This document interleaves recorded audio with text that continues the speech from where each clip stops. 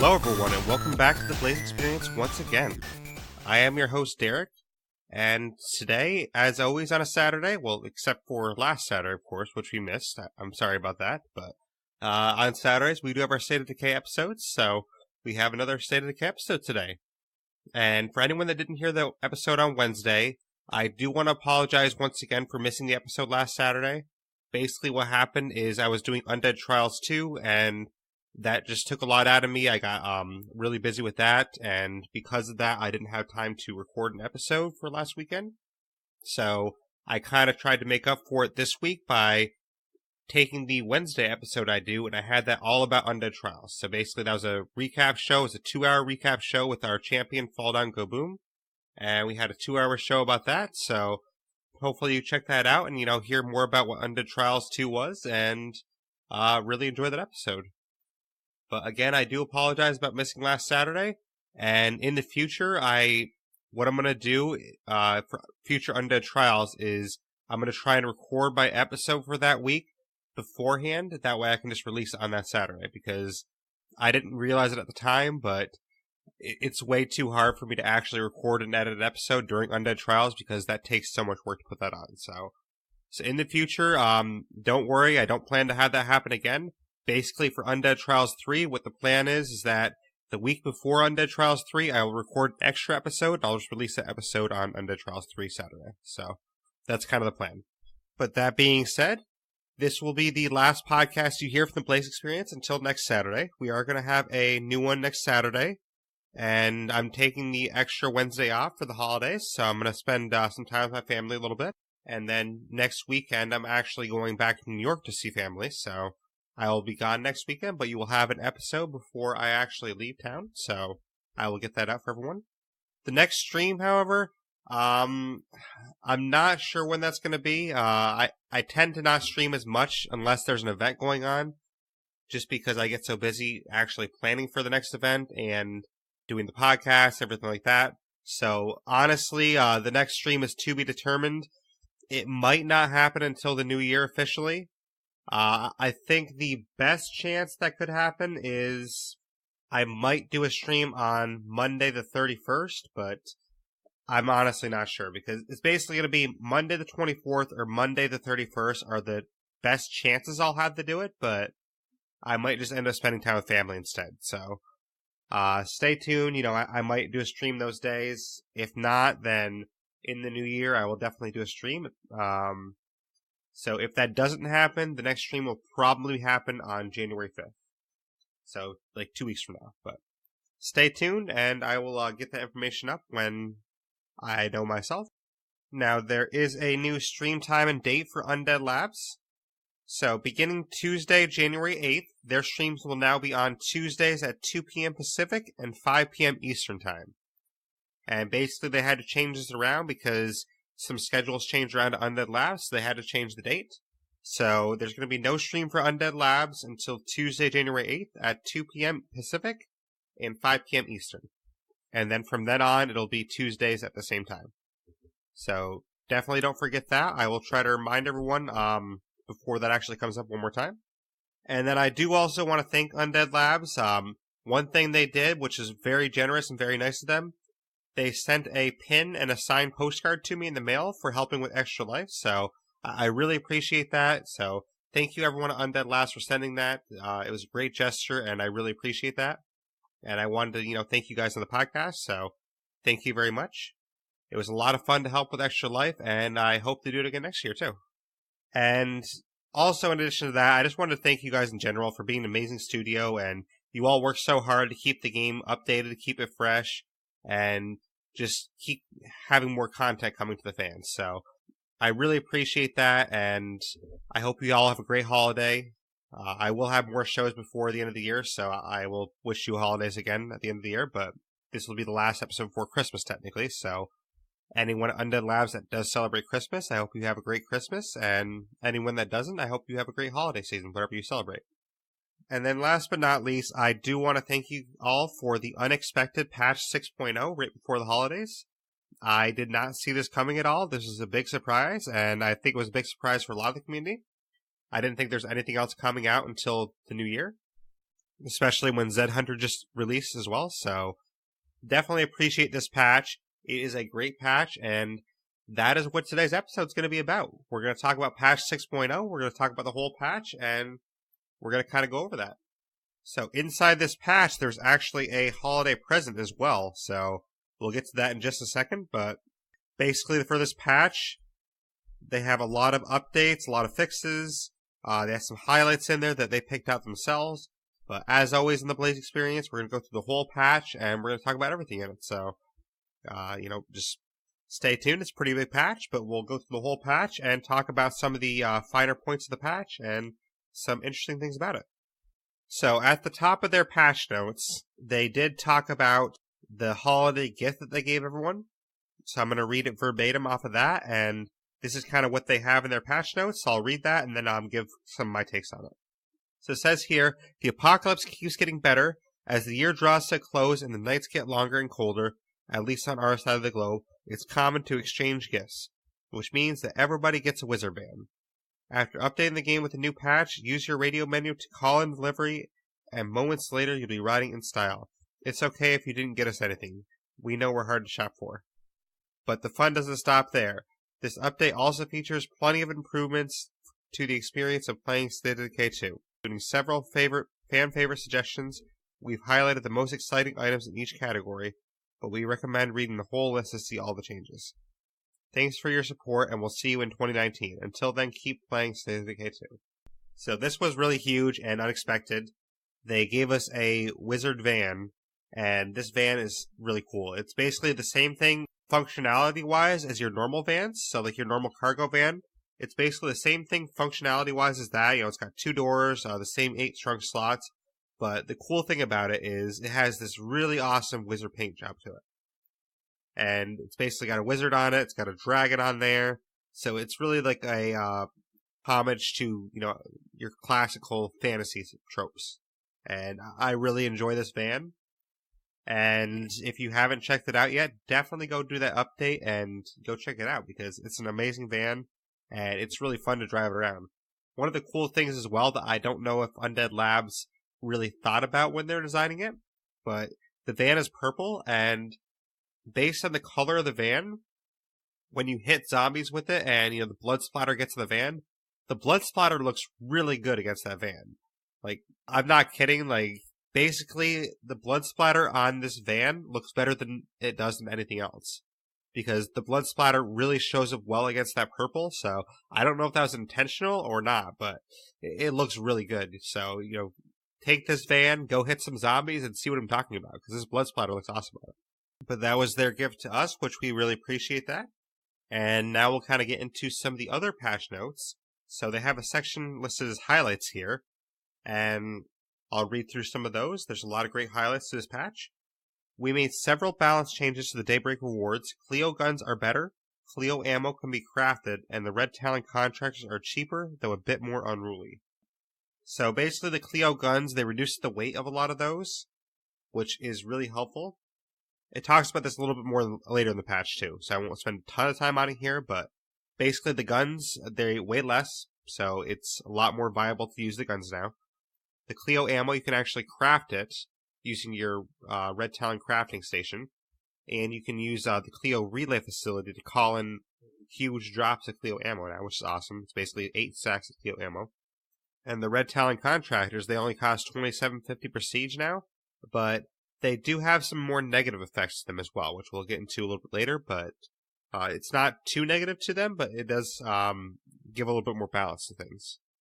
We added some new facility actions. You can craft ammo, meds, and food, and you can teleport gas cans and repair kits straight into parked vehicles. And this is all really cool too, because now you can actually craft ammo, meds, and food instead of having to go find the rucksacks. So that is a really unique feature that I wasn't really expecting to ever get in the game.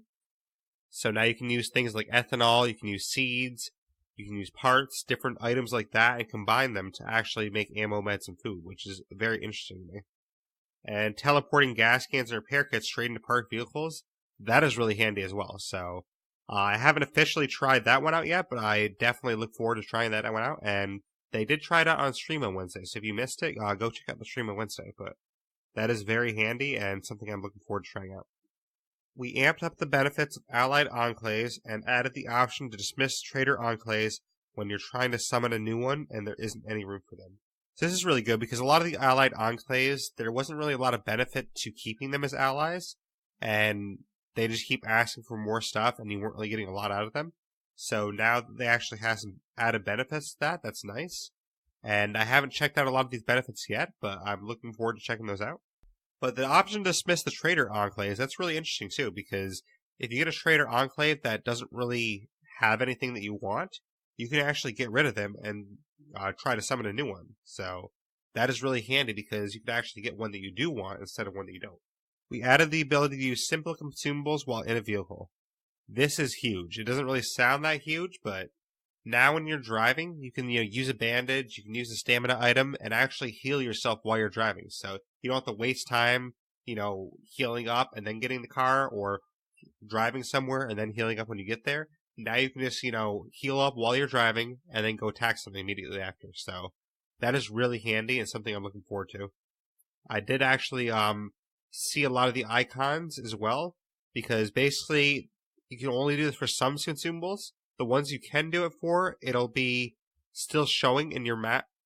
It'll still show on the UI, but the ones you can't, it'll have like a red X over it basically. So while you're driving, for example, it'll have a red X on the items that you can't use because you're driving. So like you can't use pipe bombs, for example.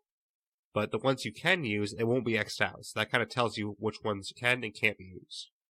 We bumped up size of zombie hordes late in the game, and this is definitely a welcome change because zombie hordes being bigger, that's something we'd all want, so it's definitely an added change there, and I can't wait for the difficulty update to hopefully make this even more difficult, But, adding more zombies in the hordes, that's awesome because I have some communities that are late in the game, which a lot of us do, and that is definitely nice to have that, so thank you, Undead Labs.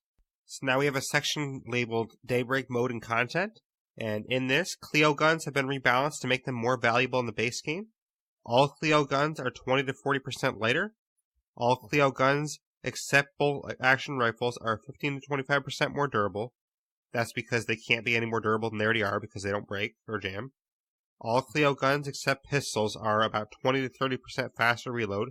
The pistols were already quick in the reload section.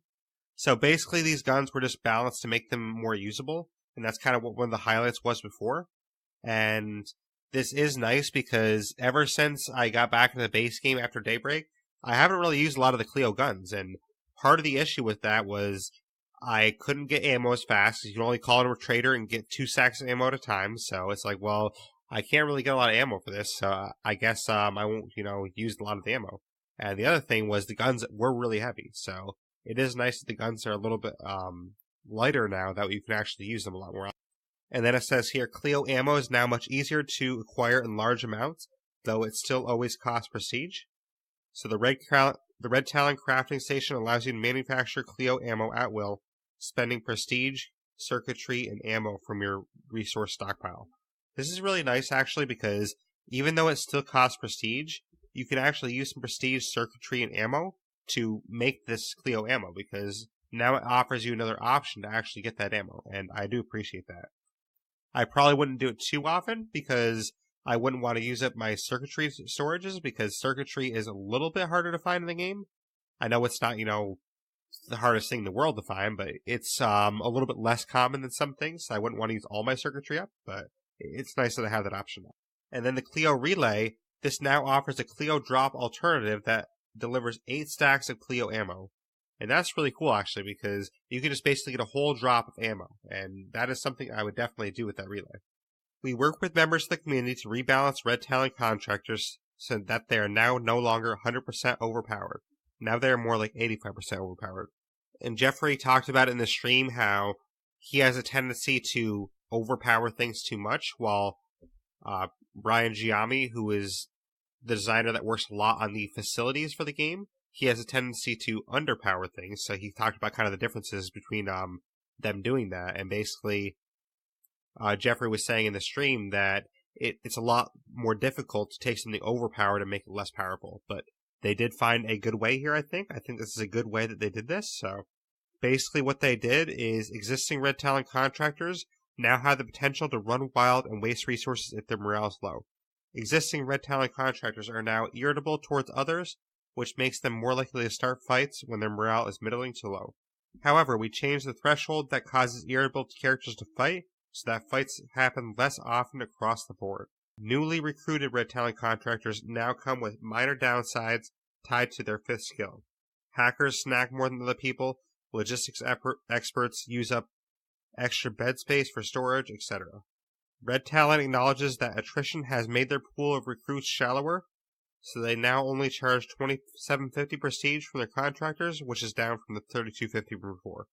In summary, if you keep your morale high, your current Red Talon contractors should be just as awesome as they've always been, but it's more important now to keep maintaining that morale. New contractors now have minor drawbacks, but they also cost less. So yeah, kind of like that summary says, basically what's happening now is your existing Red Talon contractors, they might start fights more, they might waste some more resources if your morale is low. So it puts more of an emphasis on keeping that morale high, and basically if your morale is high, then that's not going to happen. The new ones you recruit, so the brand new ones that you haven't already recruited, they now have some more negatives to them because they weren't already something that was kind of grandfathered into the game. So they will have some more negative effects to them, which I haven't recruited one since the updates. I'm kind of curious to recruit a new one and test some of these negative effects out. But they might take up more beds or things like that make the game a little more challenging if you want to use these Red Talon people. So that is definitely interesting. And it also says here, we now refund the full prestige value when you reject a Red Talon recruit. This removes the old incentive to exploit the system by restarting the game, and it's just nicer. Thanks for playing Daybreak. So that's awesome. So you get the full amount back when you refund it. Ferals should no longer occasionally enter a T-pose when moving through the environment. And they talked about how this is like one of the starting positions that a model starts at before it gets the animations. And I guess some Ferals were still standing up in like a T-pose, not really doing anything. So that is nice that that's not going to happen anymore. Hostile NPCs should now properly trigger the detonation of deployable minefields they stumble into. So now you can use those deployable minefields against hostile humans, which is nice. Followers should now properly follow the player when in the vicinity of a deployable minefield. That is really handy too, because you don't want your follower going a different path that you went in. You carefully go through the path that's not going to set up mines, and then suddenly your follower just sets up a mine. It's like, what are you doing? Like, I just showed you how to get through this minefield, and then you set up a mine anyways. So it's nice that they actually have that AI set to follow you directly now, which is nice. We improve performance and reliability of VO playback during various moments of the game. So I haven't really noticed a lot of issues with that, but I believe they're talking about the voiceover of the NPCs and things when they talk to you. So that is nice that the voiceover of the NPCs will be more reliable now. Personally, I didn't notice any issues, but obviously someone had issues with it, so it's nice that, you know, whoever those people were that had issues with it, that'll be fixed for them now. Next, we have gameplay changes. Many simple consumables can now be used while in a vehicle. This includes bandages, painkillers, and other consumables that don't involve throwing, placing, or playing a complex animation.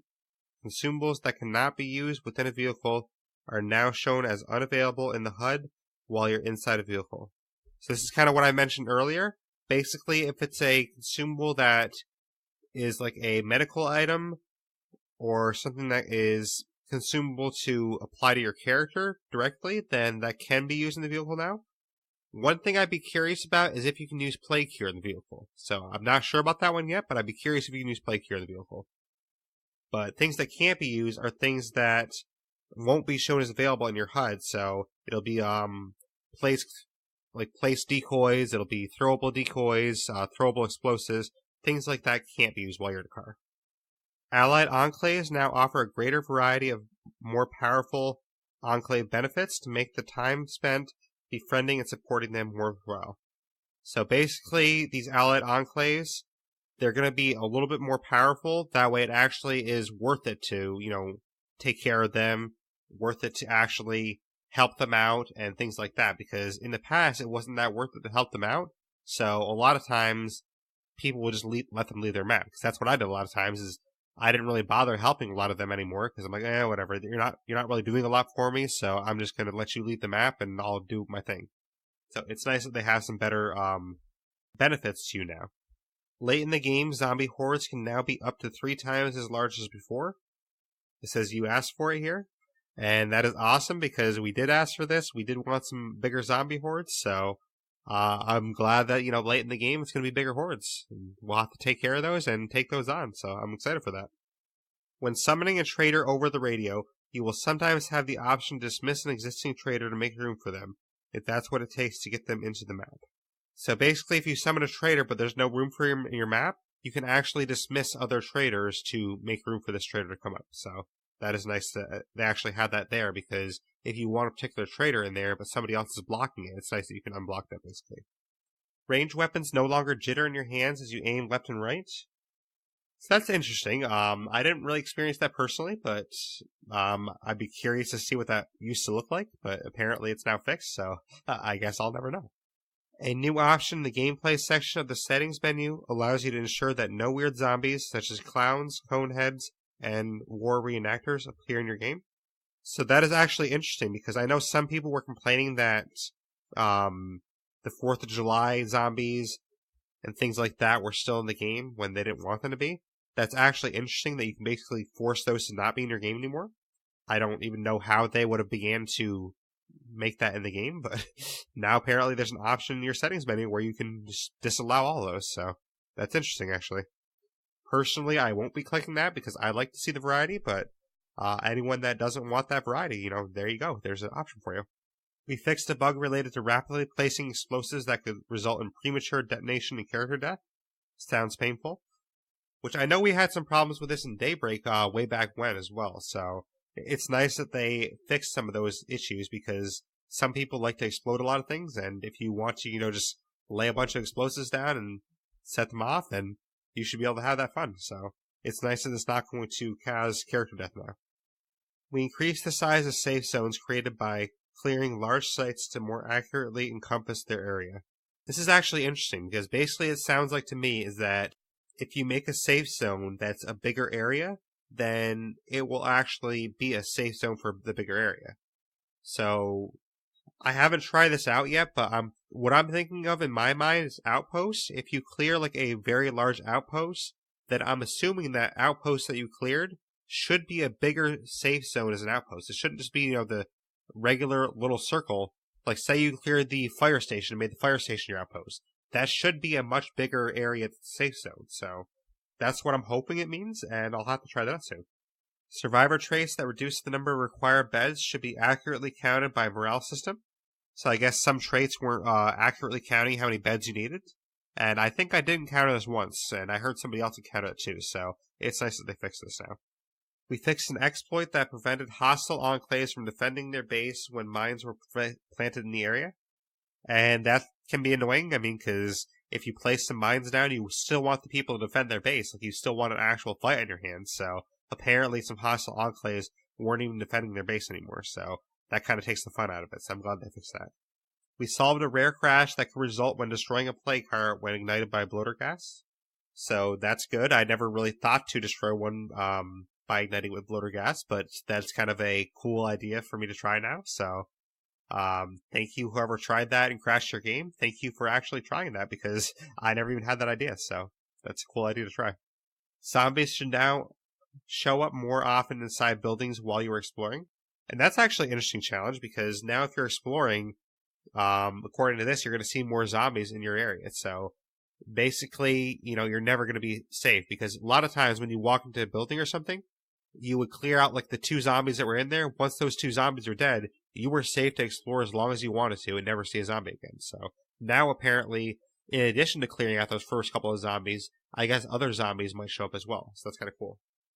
But this one is really handy, and this next one is actually something that I'm very happy about, and it's kind of one of the unsung heroes of this patch, I think.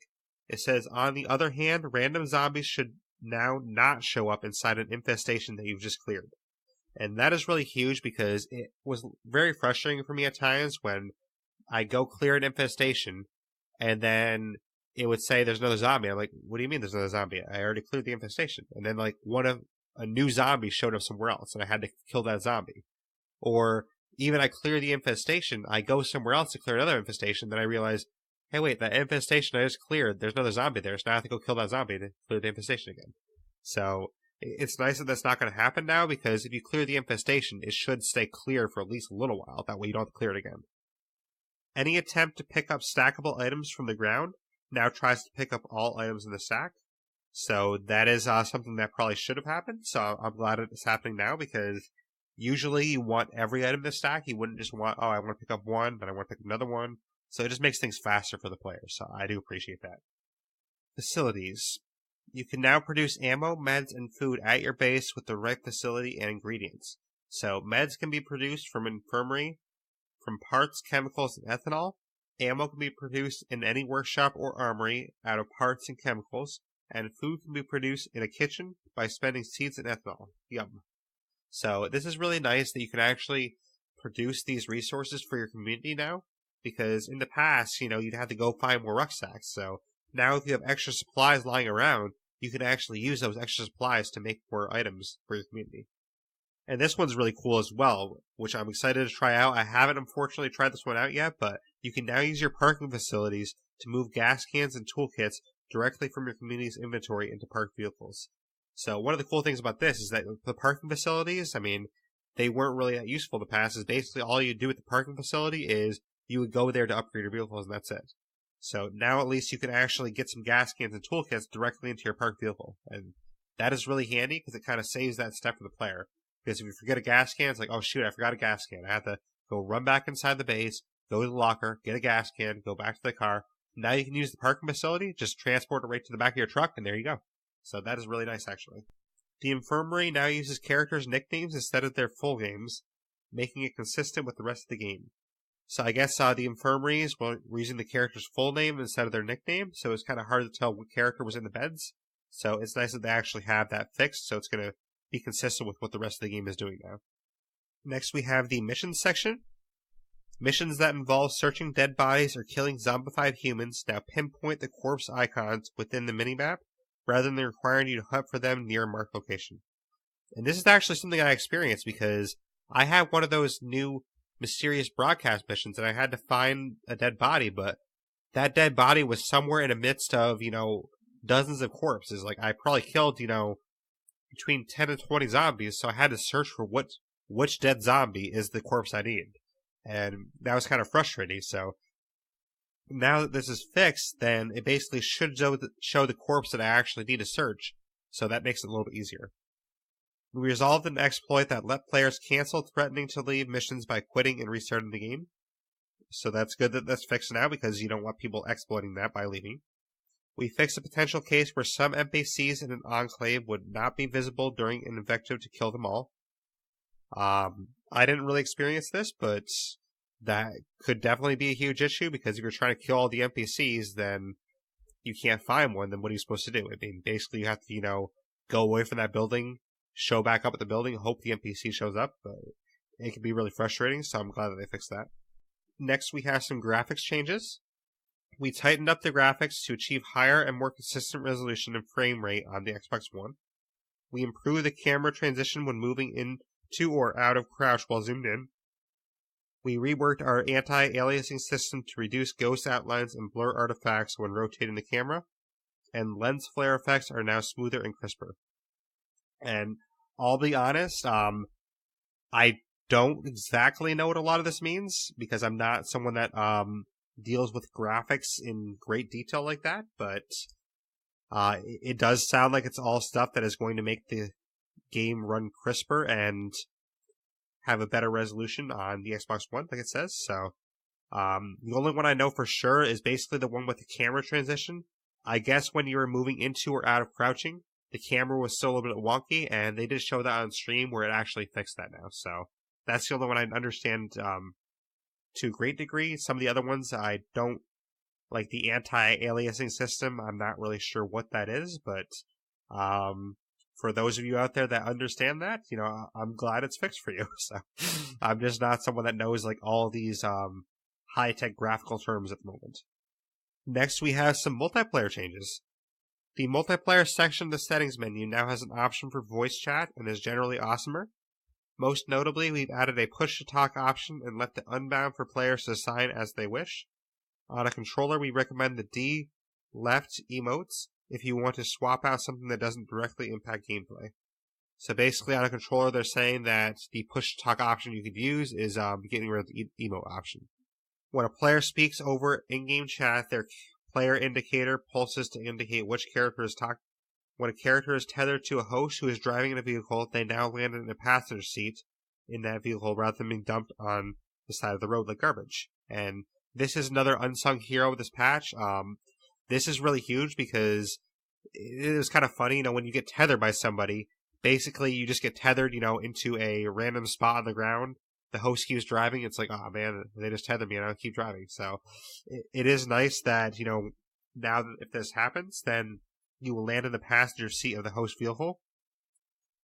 The only issue I see with that, for me personally, is with the Undead Trials events we run, this might make things a little bit more difficult to us because now if, someone gets tethered, then it's not really a penalty of getting tethered as much because it's going to transport them right to the host vehicle. But obviously, Undead Labs can't be worried about that. That's something for, myself and the organizer to worry about. We'll have to figure out a fair way to handle that. So, but overall, it's good, though, because, in regular gameplay, this is something you want. Just in a tournament setting, it's going to be a bit of a challenge for us to look at it and see how we can kind of work around it.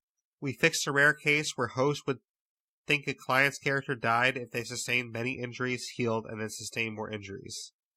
This is something that I think I saw in a couple of multiplayer games where the host thought somebody died, and I'm like, no one died. What do you mean? No one died. So that's probably what happened, I guess. We fixed a rare crash bug that could occur when an Xbox client joined a UWP host just as the host is completing the search of a building.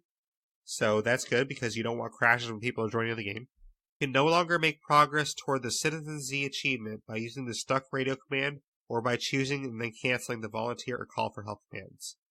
So the Citizen Z achievement, if I remember right, this is the achievement that you have to either volunteer to help somebody or call for help on your radio. And I think basically what it's saying here is that people were volunteering or calling for help on the radio, but then they would cancel that command. So they didn't actually do it, and they got credit for the achievement. So now you have to actually do that action at least one time to get credit for the achievement.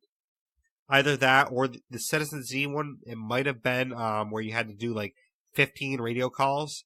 And basically, now I think that's more of what's like the ad. It's probably the one where you have to do like 15 radio calls, and now those aren't going to count towards that number now.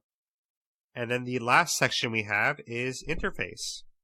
We reworked the use of icons in the HUD and the character panel. So now the icons that pop up next to health, stamina, and infection meters can be followed all the way to the deepest menu to find out what they mean.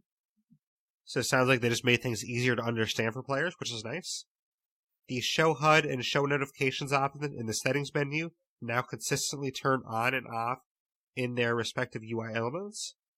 We clarify the visual language of the infection meter to make it clear that you're progressing from minor infection towards full-blown blood plague. And this is something that's very cool because now if you get partial blood plague, it'll actually show like a basically red indicator at the end of that meter that kind of shows you you're progressing towards this. This is bad. You're progressing toward this. Don't progress any more towards this. But one of the things that's not clearly stated in the patch notes that I figured out is in your community screen, when you look at your community screen with all the people there, there's actually an icon above their head now. So basically, say I have a community member named George, right? So I have George here in my community. If George has partial blood plague now, then above George's head, there will be a little icon there to indicate he has partial blood plague. And that is really cool, actually, because then you can know ahead of time when you're choosing a community member, okay, this person has a little bit of blood plague, this person has a little bit of blood plague, this one doesn't have any blood plague. Maybe I'll choose them next. So it's actually nice to know, in your community screen, which ones have partial blood plague and which ones don't. And then on PC, the game will now recognize any plugged-in controller as belonging to the player rather than specifically requiring the designated player one controller.